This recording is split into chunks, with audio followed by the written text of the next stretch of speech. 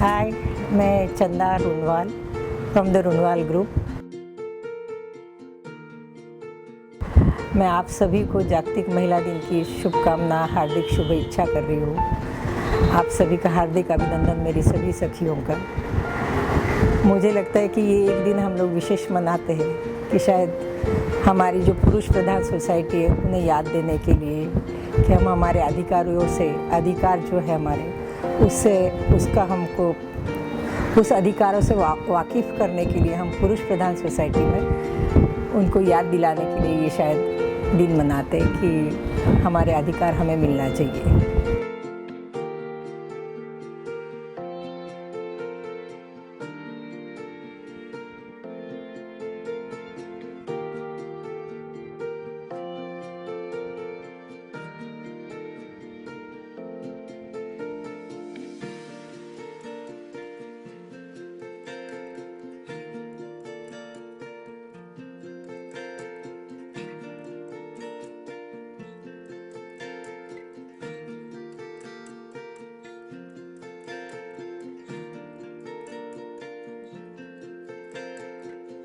मेरे ख्याल से ये दोनों बहुत बैलेंस करना पड़ता है कि फैमिली भी हमारी प्रायोरिटी रहती है और साथ में बिज़नेस का भी था, ज़रूरत रहती है कभी कभी कोई चीज़ों की।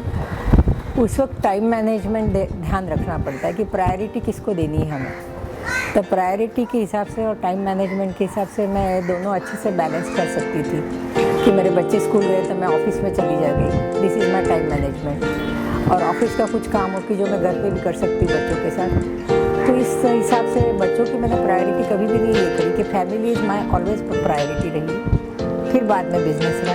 पर टाइम मैनेजमेंट के साथ मेरे ख्याल से दोनों चीज़ें आदमी कर सकता है। और लेडीज़ तो वैसे भी मल्टीटास्कर है, so they can do it very easily all this things.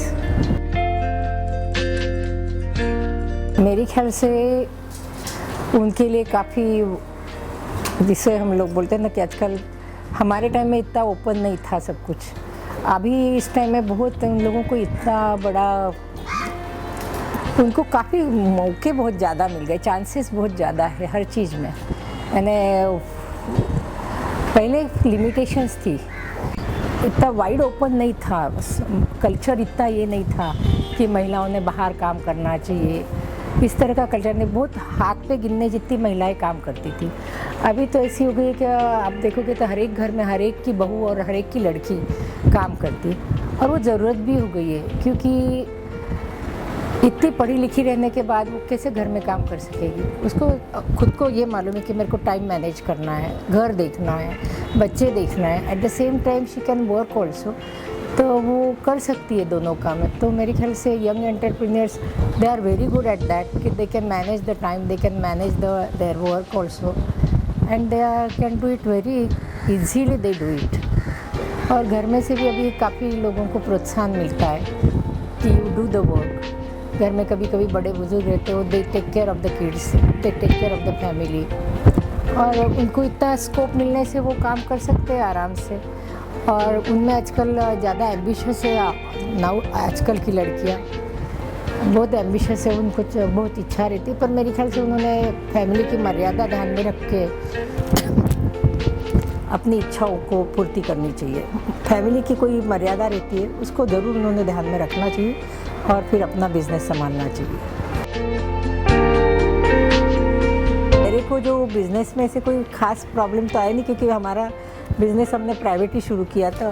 पहली बार तो हम 3 ही लोग थे, मैं, मेरे हस्बैंड और एक आदमी, तीनों ने मिलकर शुरू किया। पर एक आत्मविश्वास था कि हम जो भी काम करेंगे सच्चाई से करेंगे, अच्छे से मेहनत से करेंगे, और मेरे ख्याल से there is no substitute for the hard work. और हम तीनों ने बहुत मेहनत करके इस एम्पायर, रुनवाल ग्रुप के एम्पायर को खड़ा किया है। आज भी मैं, जो लड़का मेरे साथ काम करता था वो भी ऐसे कॉलेज में जाने वाला लड़का था, उसको ज़रूरत थी, उसने मेरे साथ काम किया। आज भी मैं उसको याद करती हूँ कि उसकी भी ज़रूरत हुई और मेरा भी ये हुआ। He was doing his BCom, accounts करता था, तो वो अकाउंट्स लिखता था, बाकी ऊपर की जो मैनेजमेंट रहती थी दैट टाइम मैं करती थी, और जो प्रोजेक्ट्स वाइज थे वो रुनवाल जी करते थे। तो ऐसे हमारे तीनों के काम बटे हुए थे, तो हम तीनों अच्छे से काम करते थे। और बेसिक यानी कि एक आत्मविश्वास, दूसरा कि कोई काम करना है तो उसे अंजाम तक ले जाना ही है। ये यदि तुम्हारे में ठान लो तुम, तो तुम काम कर सकते हो। खास करके कितना भी होती है पुरुष प्रधान सोसाइटी में क्या है कि महिलाओं को दुय्यम स्थान ही है। हम चाहे कुछ डिसीजन लेना चाहते हैं, घर के फैसले तक हम ले नहीं सकते। यदि मैं चाहती हूँ कि आज मेरे घर में मैं ये फैसला लूँ, still I have to ask my husband, I have to ask my father. यानी पुरुष को पूछना ही है हमें, उसके बिना तो हमारे फैसले अपने हम कर ही नहीं सकते। ऐसा है। यदि एक सादी छोटी सी बात है, यदि बच्चों को ये करने का गैप रखनी है या बच्चा अभी नहीं चाहिए, ये भी डिसीजन खुद हम लोग ले नहीं सकते। उस टाइम इतने रिस्ट्रिक्शंस थे। अभी तो काफ़ी फ़र्क आ रहे, चेंजेस आ रहे, लोग बहुत बदल रहे हैं बस। और मेरे ख्याल से जो भी शुरुआत करनी रहती है घर से शुरुआत होती है ना। जैसे लड़की का भाई हो, बाप हो, वो अपने आप में चेंज लाता है ना। तो एक परिवार में जब चेंज आता है तो मेरे ख्याल से वो समाज में अपने आप चेंज आना शुरू हो जाता है। तो शुरुआत कभी भी घर से होती है, फिर बाद में समाज में आता है।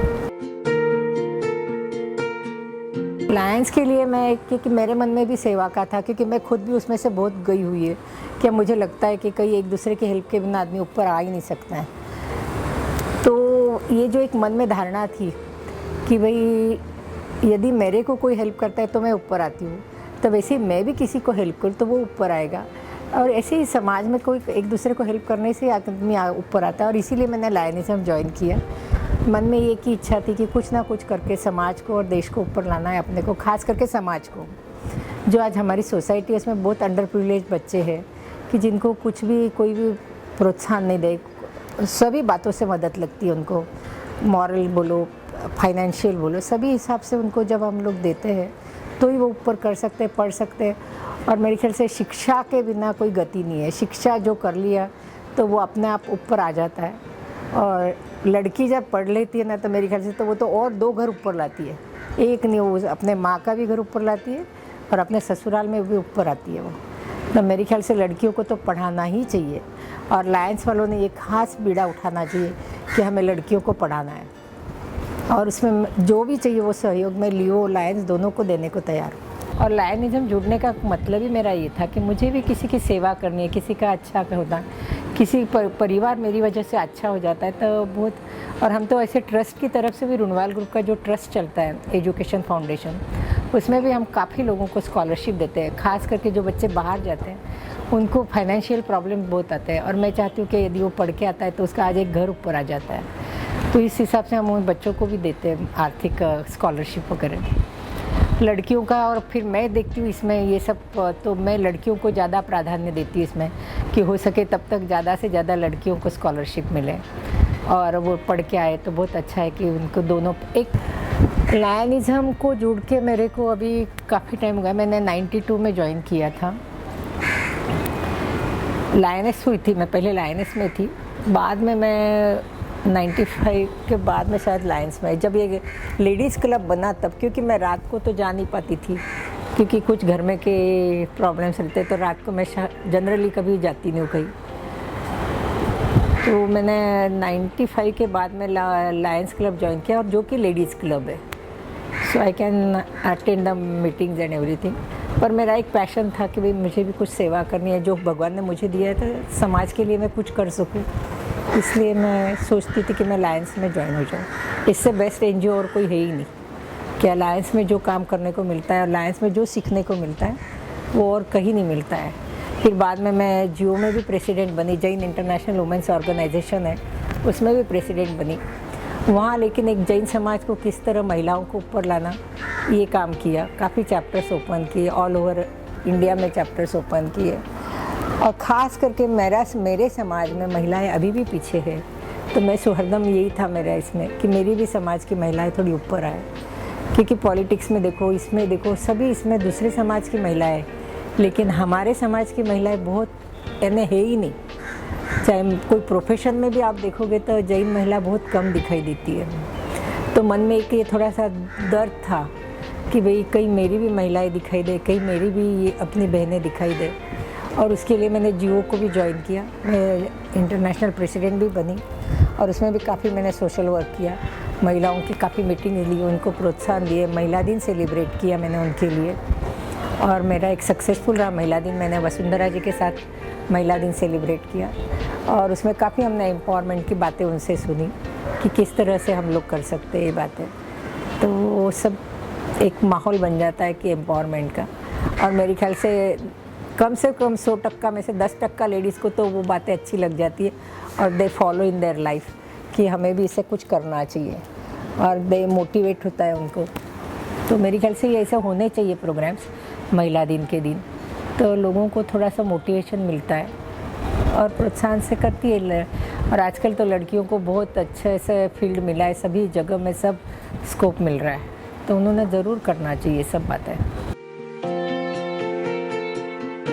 लड़की फैमिली में पड़ी हुई रहे ना, तो मेरे हिसाब से वो फैमिली तो ऊपर आनी ही आनी है, क्योंकि उसकी समझ, उसका ये सब बहुत जो देखने का दृष्टिकोण है वो भी अलग हो जाता है बिकॉज ऑफ एजुकेशन ओनली। तो एजुकेशन तो मेरे ख्याल से मस्ट है लड़कियों के लिए भी और सभी के लिए। और हम सोचते हैं रूरल एरियाज़ में कोई ये वुमेन एम्पावरमेंट वगैरह ऐसी बातें तो है ही नहीं, वो उनके आत्मविश्वास से ही जो करती है वो करती है। और लड़कियों में तो मेरे ख्याल से आत्मविश्वास और ये बहुत है, पर सिर्फ हम लोगों को चांस नहीं मिलता है, कुछ फैसले हम कर नहीं सकते हैं, इसके लिए हम पीछे पड़ जाते हैं। तो मेरी तो यही कहे है कि इच्छा कि यदि हमें समाज समझ ले, ये पुरुष प्रधान सोसाइटी समझ ले कि हमें भी एक साथ में जो फैसले हमारे साथ साथ ले, ये दोनों पहिए जब साथ चलने लग जाएंगे तो मेरे ख्याल से वुमेन एम्पावरमेंट का सही मतलब होगा। क्योंकि वो भी पुरुषों को भी जब लगने लग जाए कि ये हमारे बराबरी में काम कर सकते। आज भले ही हम ऊपर के पोस्ट पे चले जाते हैं, पर उस पोस्ट के लिए हमें कितना झगड़ना पड़ता है, कितने हमारे बीच में ऑब्स्टेकल्स आते हैं कि मुझे मालूम है कि मैं देखती हूँ कि किस तरह से, और कभी कभी ऐसे लगता है एक औरत ही दूसरा औरत को नीचे डालती है। तो जैसे हम बोलते हैं कि कोई सक्सेसफुल आदमी के पीछे एक लेडी है, मेरे को तो लगता है एक सक्सेसफुल लेडी के पीछे यदि औरतें रही तो ही वो सक्सेसफुल हो सकती है, अदरवाइज इट्स नॉट पॉसिबल। तो महिलाओं को भी सपोर्ट करना ही चाहिए और उसे किस तरह से हम आगे ला सकते हैं उस पर भी ध्यान रखना चाहिए। ये एक पैशन होती है, सेवा करना भी एक पैशन है। यदि जिसके मन में ये पैशन है ना कि मुझे सेवा करनी है और मेरे को दूसरों किसी को हेल्प करनी है, कि जो अंडर प्रिविलेज बच्चे हैं उनको हेल्प करनी है, तो वो बराबर उसे मैनेजमेंट कर लेता है कि वो अपनी पढ़ाई भी कर लेता है, जो उसका दूसरा जो भी कोई बिजनेस हो या सोशल जो भी कुछ हो वो करके वो सोशल भी कर सकता है। It depends on your passion, कि यदि तुम्हें पैशन हो तो यू कैन डू एनीथिंग। मेरे शादी को अगली साल 50 साल हो जाएंगे, तो 50 साल का जो सफ़र है वो कैसे हुआ पता ही नहीं लगा। ऐसा लग रहा है कि अभी भी तो सब बातें हुई। तो really I am very much lucky कि मेरी फैमिली बहुत ही सुंदर और बहुत ही एक दूसरे से प्यार करने वाली है। तो मैंने मेरे को एक लड़की है, आज ही उसका भी ये पेपर में आया महिला दिन के ऊपर, तो वहाँ पूना में रहती है वो, और पूना में उसने आज महिला दिन पे जो लेक्चर दिया वो पूरा न्यूज़पेपर में आया हुआ है। तो she is also so much talented, she did her law. फिर मेरे दोनों बेटे, एक ने IIM से MBA किया है और छोटे ने मेरा सुबोध करके जो है उसने बॉस्टन से MBA किया। तो ऐसे मेरी छोटी सी फैमिली है, पर I am happy with that कि मेरे को भगवान ने ऐसे लगता है कि सरस्वती और लक्ष्मी दोनों का वरदान दिया है। I am really grateful to God कि मैंने इच्छा, मेरे को मालूम भी नहीं था कि भगवान मेरे ऊपर इतना, यानी समझ में नहीं आता कि मैं किस तरह अपने आप को इसमें भगवान की ये समझूँ मेहरबानी या कुछ भी कृपा दृष्टि। शायद कोई अच्छे काम मेरे से होते होंगे तो शायद उनको भी अच्छा लगता है।